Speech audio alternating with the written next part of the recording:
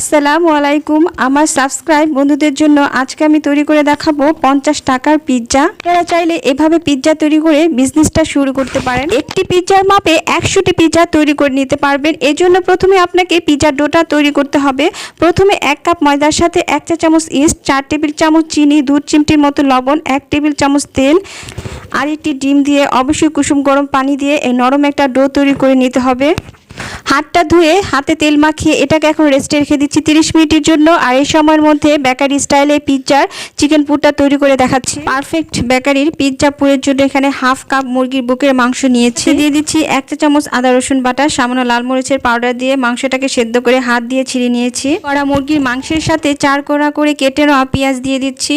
5 থেকে 6টি কাঁচামরিচ ফালি দিয়ে দিচ্ছি। 1 চা চামচ আদা রসুন বাটা দিয়ে দিচ্ছি। হাফ চা চামচ দিয়ে দিচ্ছি লাল মরিচের পাউডার, স্বাদ মতো লবণ, হাফ চা চামচ দিয়ে দিচ্ছি গরম মশলা পাউডার, 1 চা চামচ টমেটো সস, 2 টেবিল চামচ তেল, সামান্য পানি দিয়ে এগুলো জাল করে নিচ্ছি। মতো পানিটা শুকিয়ে গেলে এই পুরটা নামিয়ে ফেলবেন। অনেক বেশি ভাজা ভাজা করার দরকার নেই। এই হাফ কাপ মাংসের পিৎজার চিকেন পুরটা দিয়ে 2 থেকে 3টি পিৎজার খুব ভালোভাবে কভার করতে পারবে। এরপরে ডোটার কি অবস্থা দেখে নিচ্ছি। এই ডোটাকে এখন আমি 2 ভাগ করে নিচ্ছি। প্রথম ভাগটাকে একটা রুটির মতো শেপ দিয়ে নিচ্ছি। এর পরের ভাগটাকে বড় একটা রশির মতো বানিয়ে নিচ্ছি। পিৎজা তৈরির একটা প্লেটে রুটিটাকে রেখে কাঁটা চামচ দিয়ে রুটিটাকে সিদ্ধ করে নিচ্ছি। বানিয়ে এইভাবে পেঁচিয়ে রুটি চারদিকটা আটকিয়ে দিচ্ছি।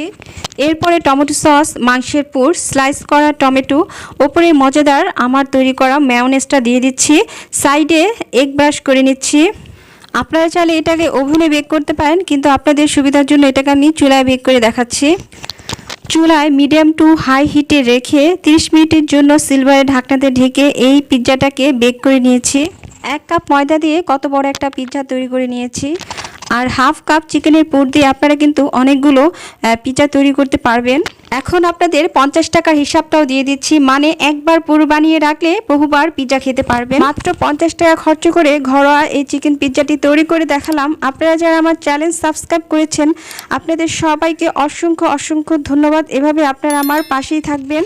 আর আপনারা সবাই আমার রেসিপিটা ফলো করে পিৎজাটা ট্রাই করবেন, তখনই এই স্বাদটা বুঝতে পারবেন বাইরের রেস্টুরেন্ট থেকে আপনার পিৎজাটা কত মজা হয়েছে। 50 টাকার চিকেন পিৎজাটি ভালো লাগলে একটি লাইক দিয়ে দিবেন। যদি চ্যানেলটি সাবস্ক্রাইব করে না থাকেন প্লিজ এখনই সাবস্ক্রাইব করে পাশে থাকা বেল আইকনটি ক্লিক করে রাখুন।